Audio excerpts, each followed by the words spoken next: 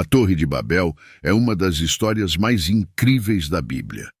Os babilônios construíram esta imensa torre, que era um templo que alcançava os céus. Era para ser a maior conquista da humanidade. Podemos ter uma ideia aproximada de como era, algo que era massivo, mas Deus impediu que a Torre de Babel fosse construída. Ele decidiu que nos castigaria antes que pudéssemos alcançar o que pretendíamos. Deus criou línguas para perturbar a humanidade, fazendo com que todos falassem línguas diferentes e fossem incapazes de se entender. Para muitos estudiosos, a Torre de Babel é apenas uma história alta. Parece-me que esta é uma história que, na verdade, não fala de uma torre. Não foi escrita para nos contar história real, mas sim para explicar por que as coisas são como são. É no livro de Gênesis 11 que aprendemos sobre o que é considerado o primeiro arranha-céu já construído, ou pelo menos uma tentativa de construção. Essa torre tinha a intenção de alcançar os céus para que alguém pudesse ascender e se comunicar diretamente com Deus. No entanto, ela era mais do que apenas uma ponte para conectar o homem ao seu Criador, mas também um símbolo para que cada pessoa pudesse encontrar o seu lugar, evitando ser dispersa pela terra. Essa construção ficaria conhecida como a Torre de Babel, e infelizmente para aqueles que a estavam construindo, a dispersão foi exatamente o que aconteceu. Os descendentes de Noé, que viviam na antiga região da Mesopotâmia, em Babilônia, se estabeleceram em uma terra conhecida como Sinear.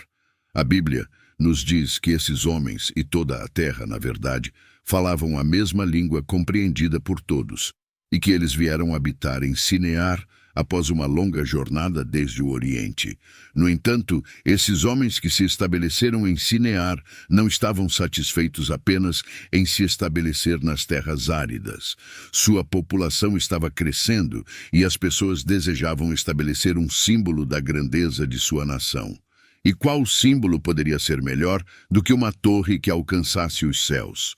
Entretanto, os céus não eram destinados ao homem, a menos que Deus o decretasse. Os babilônios parecem tomar o assunto em suas próprias mãos e decidem construir a torre de qualquer maneira.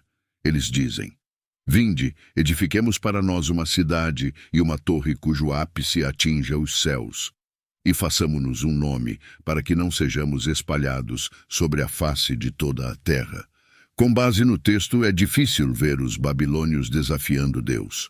Deus não lhes disse que não poderiam construir a torre para alcançar os céus, nem parece ser essa a intenção principal deles.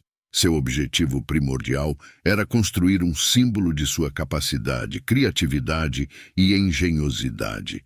Era como uma base de operações, um lugar para o povo babilônico olhar e se orgulhar para evitar que se dispersassem. As intenções dos babilônios parecem benignas, mas argumenta-se que o desejo de alcançar o céu era em si um pecado, pois demonstravam presunção e arrogância, acreditando que poderiam alcançar o céu sem a permissão de Deus. Isso está de acordo com a Bíblia, que nos diz que o Senhor desceu para ver a cidade e a torre que os homens tinham construído e reconheceu que agora o povo era uno e tinha uma única língua, e que não haveria limites para o que eles poderiam realizar. Portanto, Deus decide descer e confundir a língua deles para que não se entendessem mais. Deus reconhece que os babilônios eram um povo unido, mas isso funcionaria contra ele ou causaria algum obstáculo em seu plano maior. Ele percebe que nada do que eles planejarem será impossível, o que implica que o desejo deles de construir um templo para alcançar os céus é realmente possível e que isso seria o primeiro de muitos empreendimentos que o desagradariam. Deus teme a ambição do homem, e é por isso que ele espalha os babilônios, concedendo-lhes a mesma condição que estavam tentando evitar. A Bíblia explica que o Senhor espalhou o povo por toda a terra e eles cessaram de construir a cidade. Portanto, seu nome foi chamado Babel, porque ali o Senhor confundiu a língua de toda a terra e de lá espalhou o povo por toda a terra. Essa história explica por que o mundo e sua população falam diferentes línguas. A humanidade, após o grande dilúvio, migrou para o oeste até a terra de Sinear, e essas pessoas todas falavam a mesma língua. Para evitar que concluíssem sua missão de construir a torre, Deus confundiu a linguagem da terra, fazendo com que eles não pudessem mais se comunicar. A torre nunca foi concluída, e as pessoas se afastaram umas das outras, alienadas por sua incapacidade de se comunicar e segregadas por sua perda de propósito. Esta história destaca a competição muitas vezes não expressa entre o homem e o Criador, ou pelo menos a ambição do homem. A ambição do homem é destacada nesta história, pois desejavam estar de igual para igual com Deus, literalmente construindo algo que alcançasse seu nível.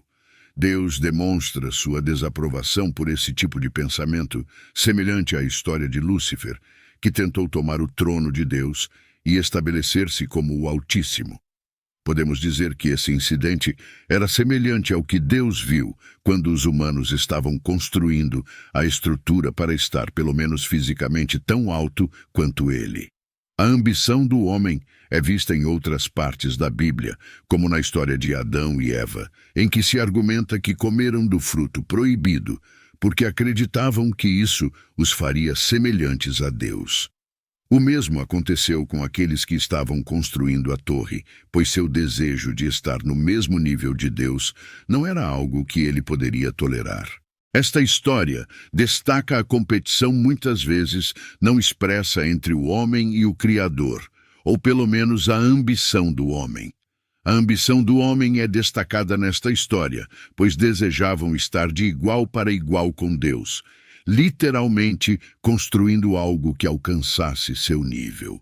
Deus demonstra sua desaprovação por esse tipo de pensamento, semelhante à história de Lúcifer, que tentou tomar o trono de Deus e estabelecer-se como o Altíssimo. Podemos dizer que esse incidente era semelhante ao que Deus viu quando os humanos estavam construindo a estrutura para estar, pelo menos fisicamente, tão alto quanto ele.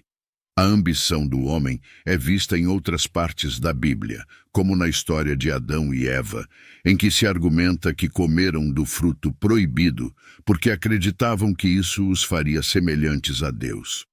O mesmo aconteceu com aqueles que estavam construindo a torre, pois seu desejo de estar no mesmo nível de Deus não era algo que ele poderia tolerar. Suas línguas. Essa foi talvez a forma mais benigna pela qual Deus poderia dissuadir o povo. Ele poderia simplesmente tê-los parado, mas ao mudar suas línguas, ele removeu a possibilidade de eles trabalharem juntos e os tornou impotentes, sem derramar sangue. Outra ideia é que essa não era realmente uma punição ou um aviso, mas sim a maneira de Deus de proteger as pessoas de construírem muito alto, onde não conseguiriam respirar, e também de garantir uma vasta gama de culturas, fazendo com que a humanidade falasse línguas diferentes e explorasse mais regiões. Na interpretação judaica do século I sobre a Torre de Babel, é dito que o tirano Nimrod, o rei da terra de Sinear, foi o homem que encomendou a construção da torre e que isso foi feito como um ato de desafio a Deus. Essa ideia foi notavelmente reconhecida pelo historiador Flávio Joséfo em sua obra Antiguidades dos Judeus, onde ele afirma que foi Nimrod quem construiu a torre para afastar as pessoas de Deus. Ele também argumenta que Deus não destruiu o povo por seu desafio, porque ele já havia enviado o dilúvio, e se isso não fosse suficiente para fazer o homem ver o erro de seus caminhos, nada mais o faria. Portanto, Deus optou por confundir o homem, mudando sua linguagem. A Torre de Babel não é uma história única na Bíblia. Ela também é contada de várias maneiras em outras culturas, desde histórias sumérias antigas até várias outras tradições antigas em todo o mundo. A ideia central é a mesma. Um grupo de pessoas parece estar construindo uma torre ou algum tipo de construção, apenas para que sua língua seja perturbada ou alterada, de modo que não possam mais se comunicar eficazmente e terminar o que começaram.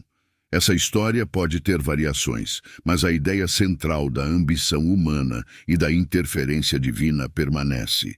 Ela é uma história que ressoa em muitas culturas, destacando a complexidade das relações entre Deus e a humanidade, e a natureza da ambição e da comunicação.